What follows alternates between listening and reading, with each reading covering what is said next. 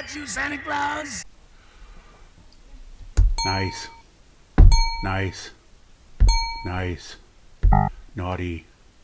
Naughty. Nice. Oh, what the heck. Everyone's on a nice list this year. Wait, hang on. Go for Santa. Santa, there's a little situation. But it's like smaller than an elf. It's like really, really little. What's up? We didn't have any whatchamacallits, so we replaced them with widgets, and the doohickeys were installed instead of thingamajigs because of the what's-its. Do you think that's gonna work? Yes? Okay, we'll try it. Good. Yeah, you do that. How many more candy canes? Silver and gold mean so much more when I see silver and gold decorations on every Christmas tree. Silver and gold. What's a Christmas tree without tinsel or pretty silver and gold decorations? You can't really call it a Christmas tree now, can you? And think of all the fun and joy that would be lost on Christmas morning if the young folks couldn't see that sparkling, happy tree. Stop calling me names! Rudolph the Red-Nosed Reindeer! Oh, Donna should be ashamed of himself. What a pity. He had a nice takeoff, too. Hey, where's the snail Christmas special? All right, yearlings. Back to practice. Oh. Oh, no. Not you. You'd better go home with your folks. From now on, gang, we won't let Rudolph join in on any reindeer games, right? Right! I just thought I found a way to fit in. You'll never fit in. Now you come to elf practice and learn how to wiggle your ears and chuckle warmly and say hee hee and ho ho and important stuff like that. Dentist. Good grief. Well, no, I just can't. It's like he said, I'll never fit in. Gadzooks! The Bumble Snow Monster of the North strikes again! Oh, it's my nose. It keeps giving us away. Oh. Oh, there's anything I can't stand, it's a noisy Bumble Snow Monster. And we'll have to outwit the fiend with our superior intelligence. How? Douse your nose and run like crazy! Come on! Rudolph, with your nose so bright, won't you guide my sleigh tonight? It would be an honor, sir. A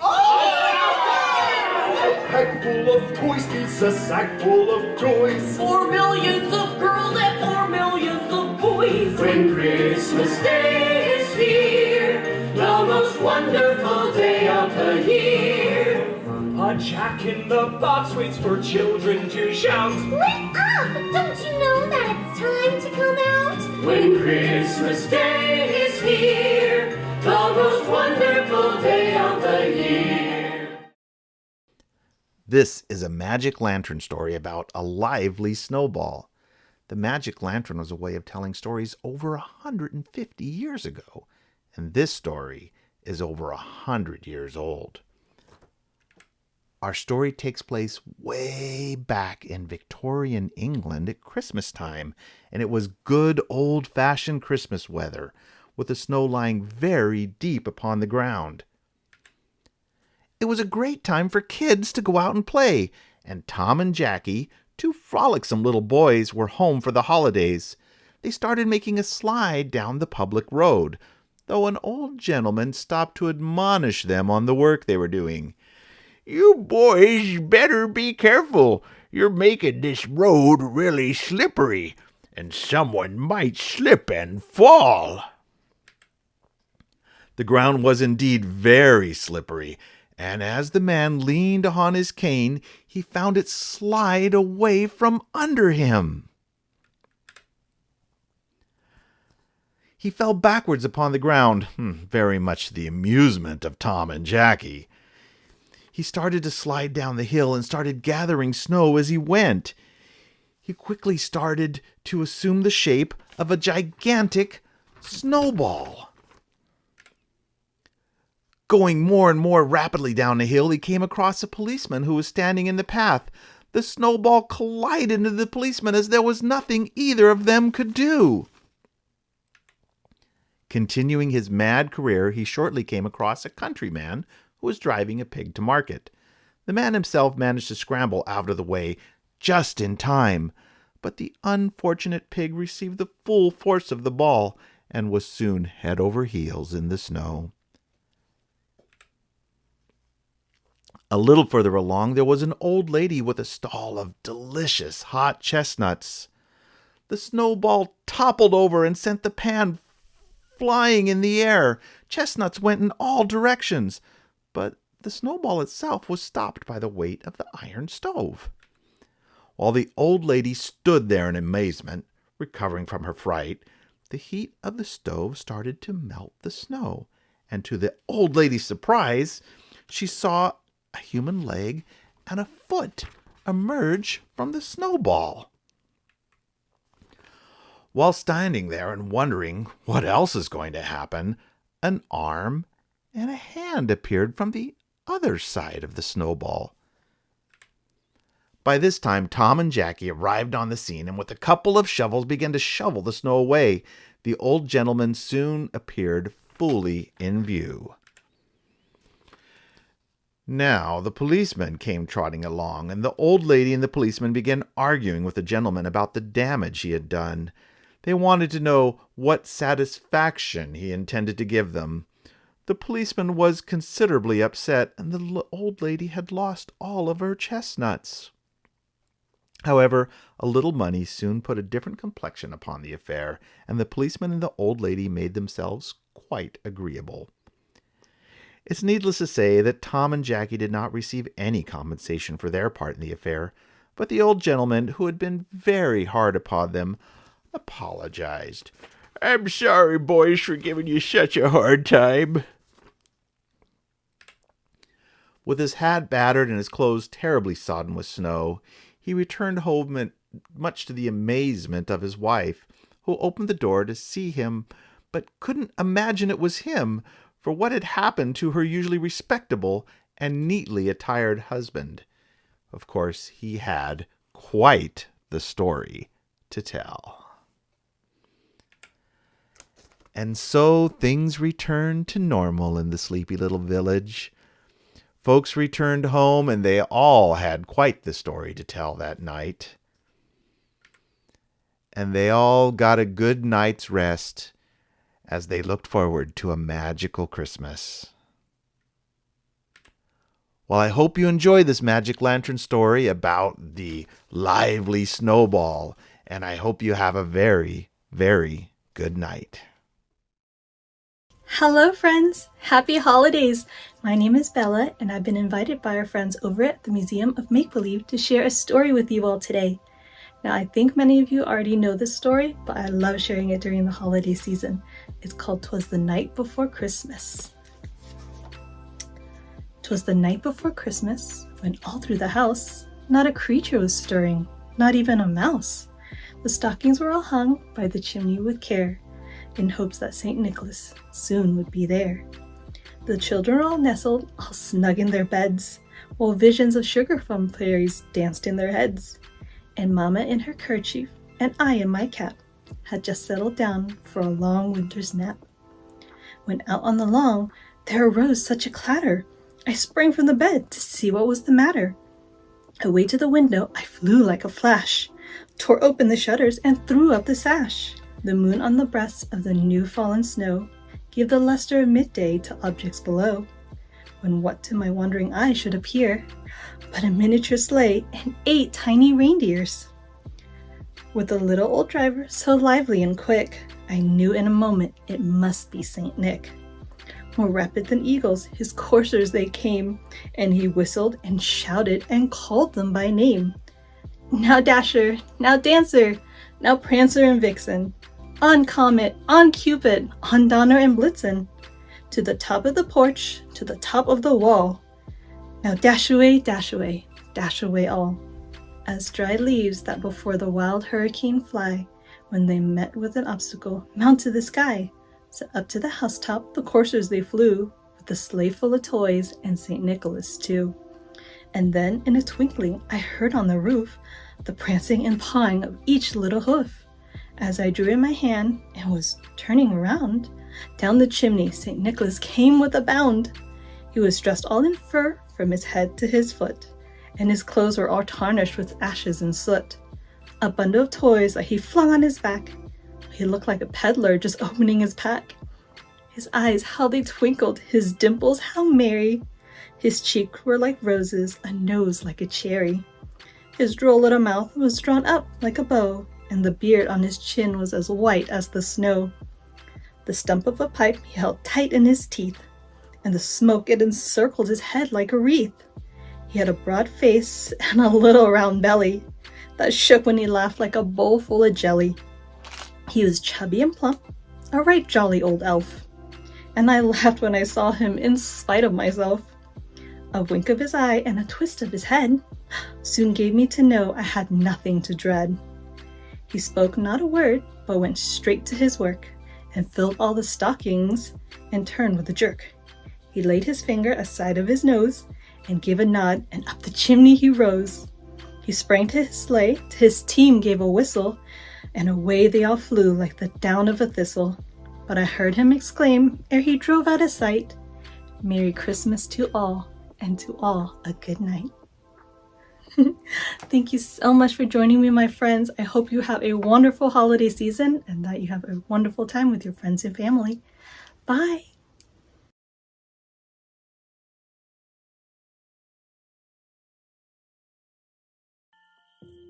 Over there in glowing lights, a sign reads, "Welcome to Starlight Park." What is this place? I never knew it was here. Hello, are you lost? Well, watch your step and climb on up. Can you swallow a sword? Or maybe fire? Walk a tightrope? My mother was supposed to take me to see the ocean, but we never got to before she... If you believe it, so shall it be. The necklace? A mermaid gave this to me. Remind me again, what is your way?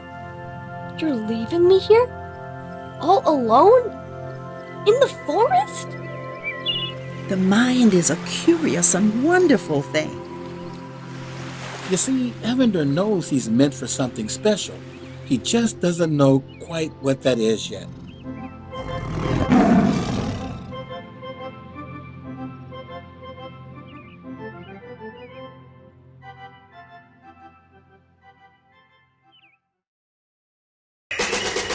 Is that you, Santa Claus? Oh, fruitcakes. Go for Santa. The elves are all out of sorts today. The magnetic poles have reversed. North is south and south is north. How do we fix it?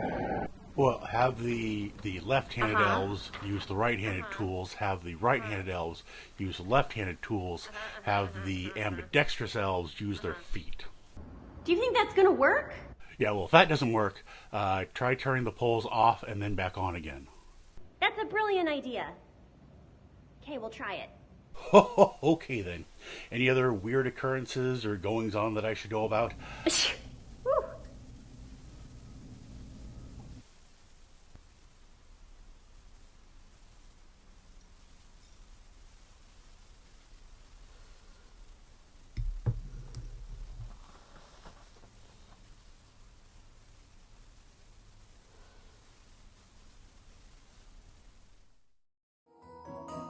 The sleepy small town of Meadowlark Falls is known for many things.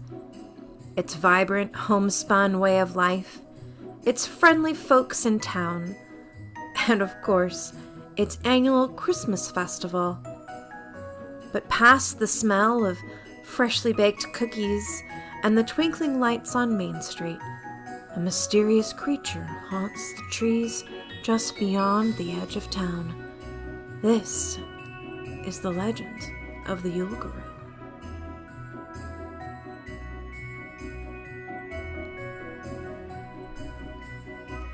In many ways, Meadowlark Falls is the same as any town.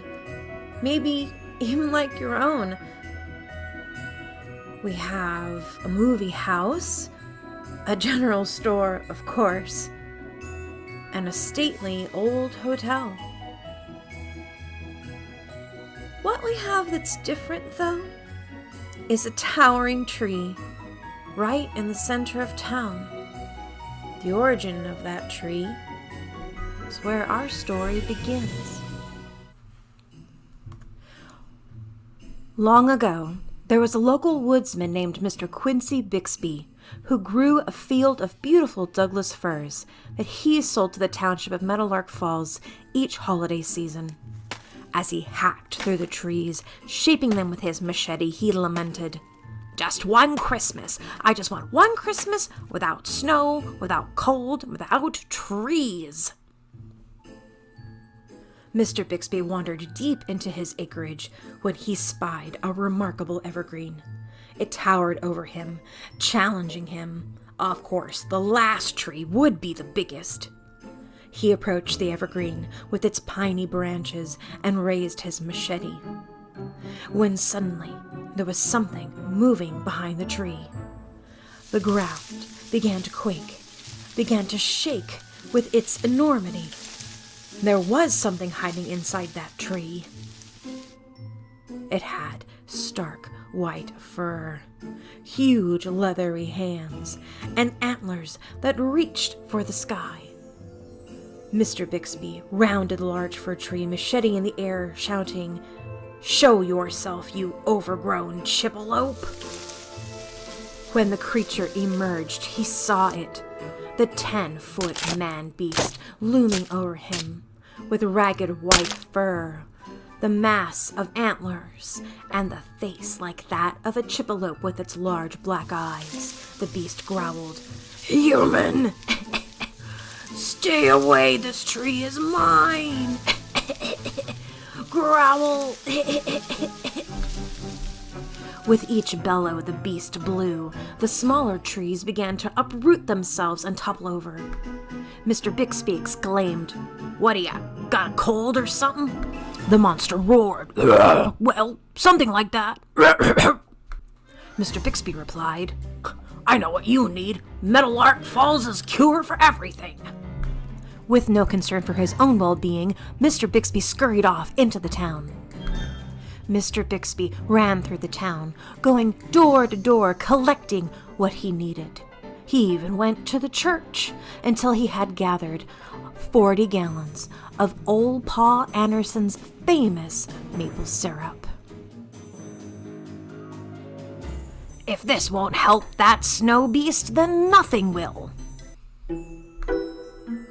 When Mr. Bixby returned, all his trees were ripped out by the roots, except for the largest tree, where the Yule Guru made his home.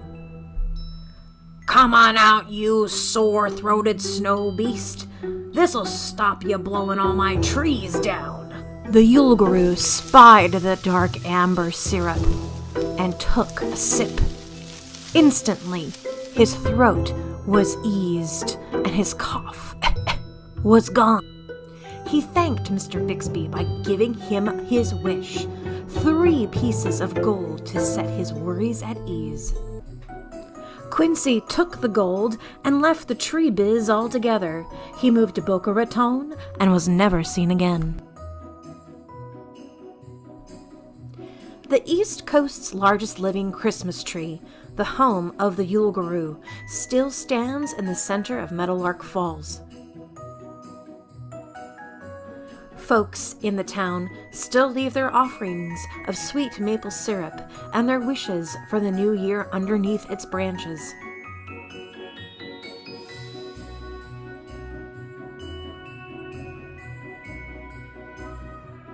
Maybe tonight you'll leave some maple syrup out in the snow for the Yule Guru, whose howls and hacks can still be heard from the forest. When you do, close your eyes and make a wish, and don't be surprised if you see those gleaming eyes looking back at you. From all of us at Meadowlark Falls to all of you, a happy Christmas and a very Merry New Year.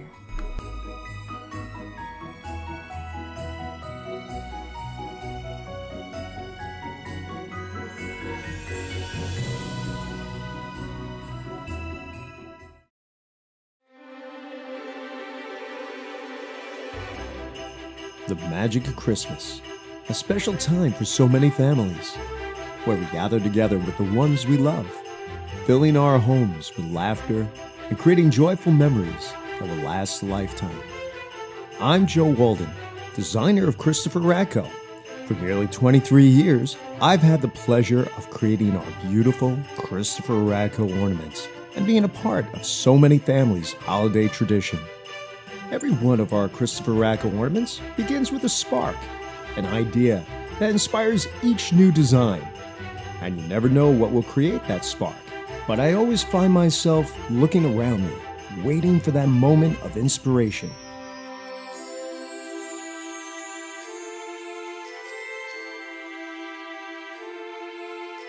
When creating a Christopher Radko design, I like to think that each ornament tells a story. What's that character thinking? Each design starts off as a hand-drawn illustration that is digitally painted before being sent off to our sculptors in Poland.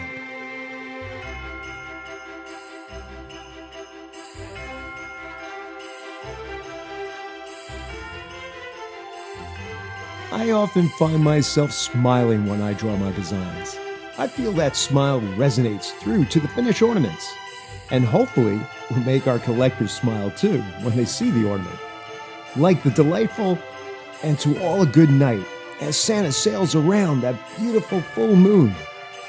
For almost 40 years, we at Christopher Radko have been creating handcrafted ornaments, working with the skilled glassblowers and artisans in our family-owned Polish workshops.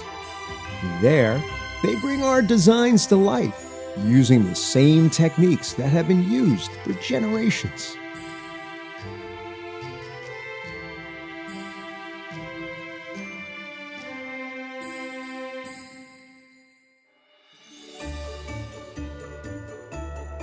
At Christopher Radko, we try to create something for everyone, whether it's the beautiful elegance of our cheerful chinoiserie Santa or the flight of fancy of Among the Stars. We know that each ornament should be filled with the beauty and detail that our collectors have come to expect. When I first began designing for Christopher Radko, I always remember the excitement of seeing one of my illustrations being brought to life. I'm happy to say, even after all these years, I still get excited.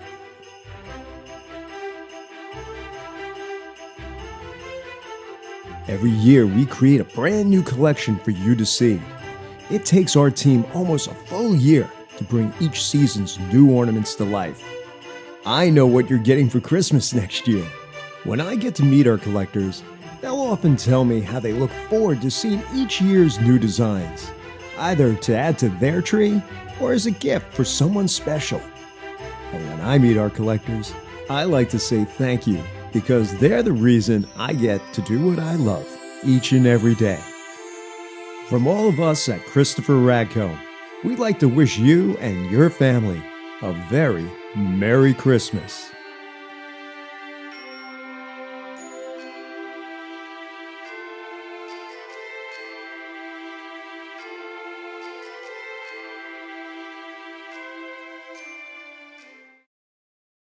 Hello, Merry Christmas. My name is Septimus Hicks, and I come to you from Las Cruces, New Mexico. I take my name, Septimus Hicks, as a namesake from Charles Dickens' first book, Sketches by Boz. And over the years, I've read many books by Charles Dickens, and he's become sort of a hero of mine. Particularly in the Christmas season, I do like to dress up in my Victorian gear and think about his wonderful book and read it again and again, A Christmas Carol, the story about Scrooge and Scrooge having to change through the appearance of three ghosts. But lately also, I've been reading another author, and his name is C.S. Lewis. I'm sure you've read him as well. Well, I was wondering if Lewis had any connection at all in his life to Charles Dickens, my hero, and if he really wrote anything about Father Christmas, as Father Christmas was the man from the Victorian era. And lo and behold, I came across this diary written by C.S. Lewis, and the very first entry, April 1st, 1922, when he was only 22 years old, said this: "Went to the show at Headington School after tea. They did a scene from Nicholas Nickleby, which was not badly acted." And I thought, wow, the very first entry in his diary refers to a Dickens book, Nicholas Nickleby. So he must have also had something somewhere referring to Father Christmas in the Victorian era, Father Christmas as well. And I read the first book of the Chronicles of Narnia, The Lion, the Witch, and the Wardrobe. And on around page 100, I came across this reading about the wicked witch who had destroyed Christmas and had kept Father Christmas away for many years. But now Father Christmas was on his way back in his sled. It was a sled, and it was reindeer with bells on their harnesses. But they were far bigger than the witch's reindeer, and they were not white, but brown. And on the sled sat a person whom everyone knew the moment they set eyes on him. He was a huge man in a bright red robe, bright as holly berries, with a hood that had fur inside it, and a great white beard that fell like a foamy waterfall over his chest. Everyone knew him because, though you see people of his sort only in Narnia, you see pictures of them and hear them talked about even in our world, the world on this side of the wardrobe door. But when you really see them in Narnia, it is rather different. Some of the pictures of Father Christmas in our world make him look rather silly and funny and jolly. But now that the children actually stood looking at him, they didn't find it quite like that. He was so big and so glad and so real that they all became quite still. They felt very glad, but also very solemn. "I've come at last," said Father Christmas. "She has kept me out for a long time, that wicked witch, but I have got in at last.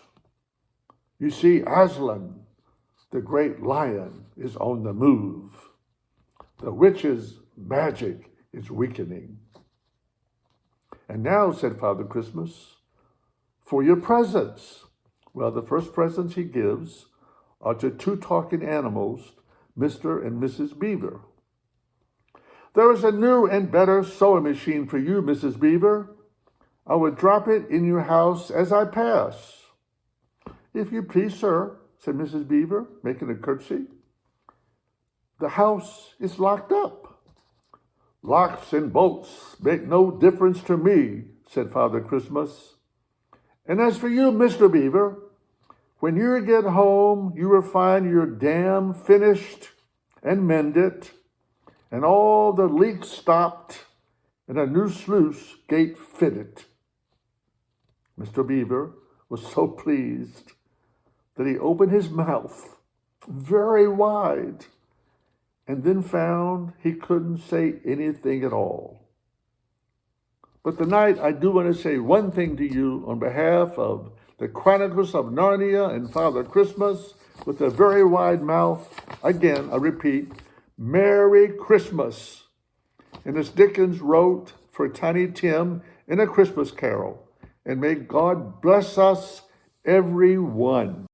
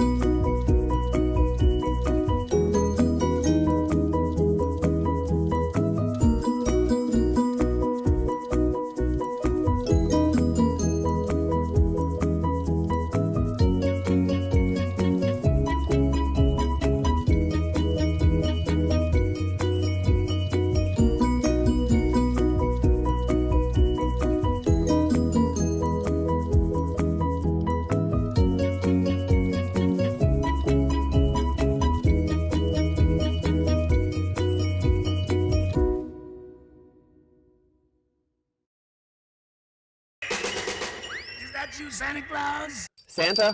Oh, go for Santa. Santa, it's Bloom here. Yes. Hello, Bloom. How are you? Yeah, Bloom, your accountant? Yes. Yes. From the accounting department? Yes. I got that. Go ahead, Bloom. What can I help you with?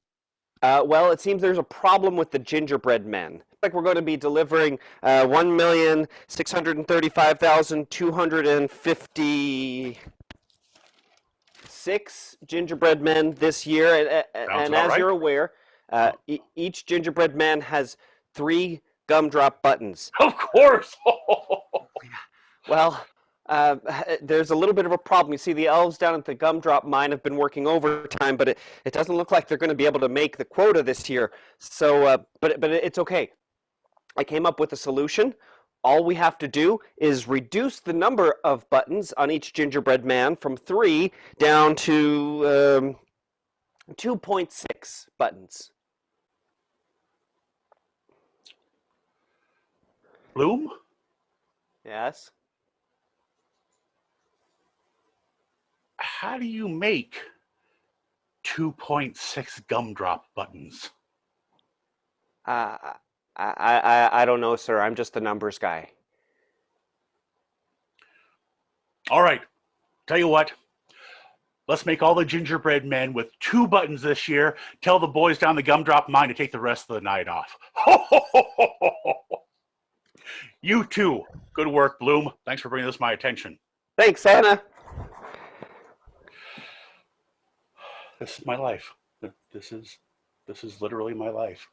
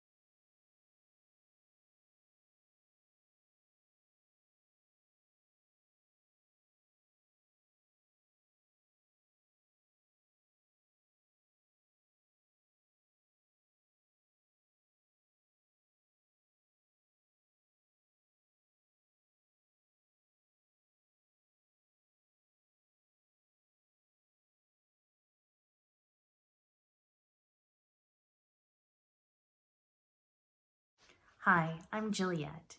The holidays are a great time to get together with family and friends, but it's also a time of reflection where we look back and who we were, how we got to be the people we are today, and who we want to be going forward.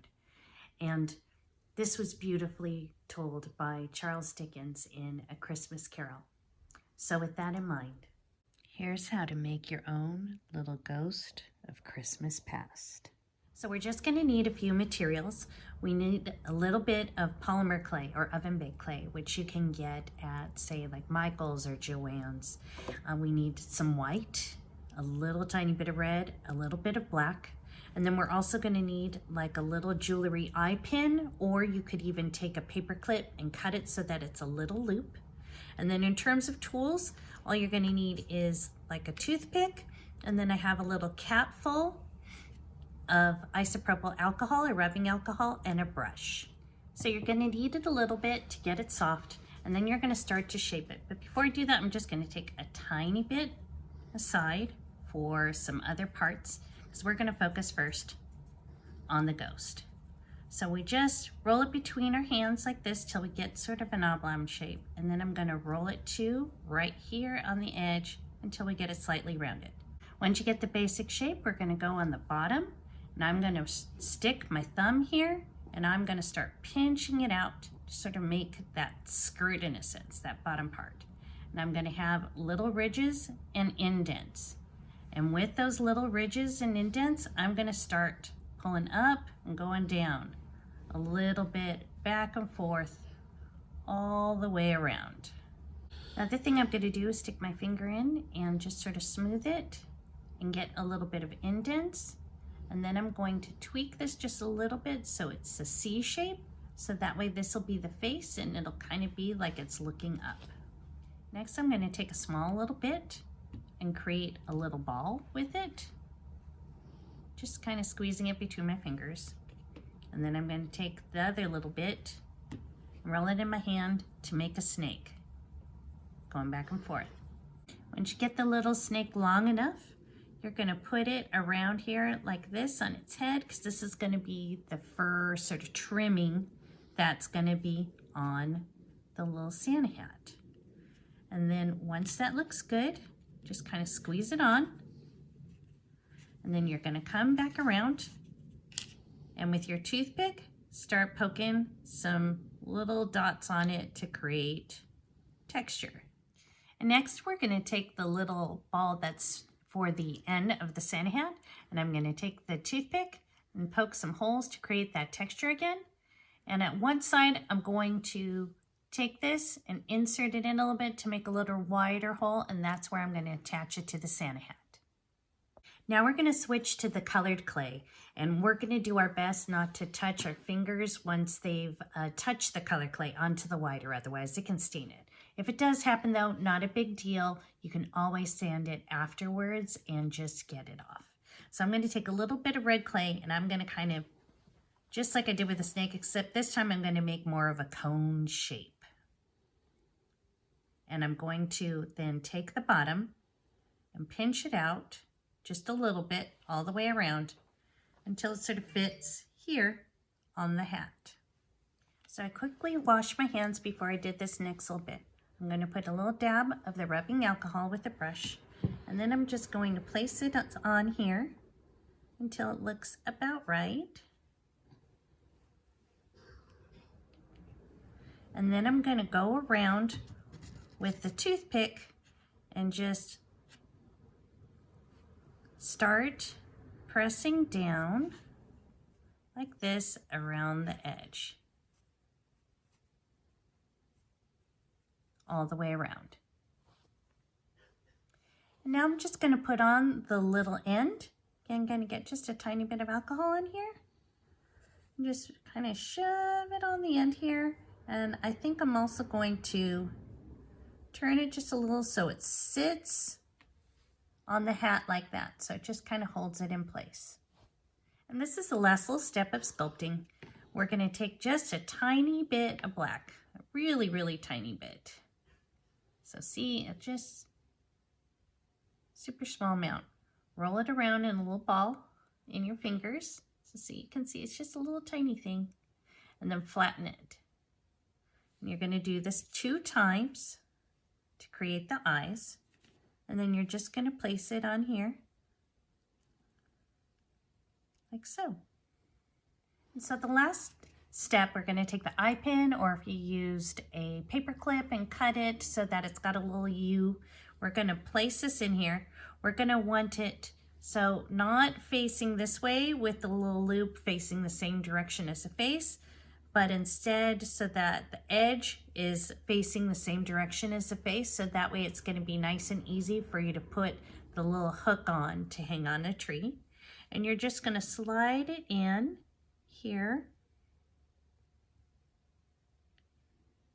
until you get it down to about here, and then that's it. So here it is, all done and ready to bake.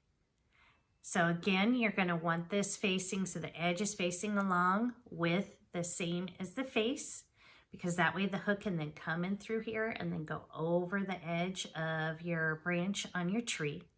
And you're going to bake this at 275 degrees for 10 minutes for every 3/8 inch of thickness.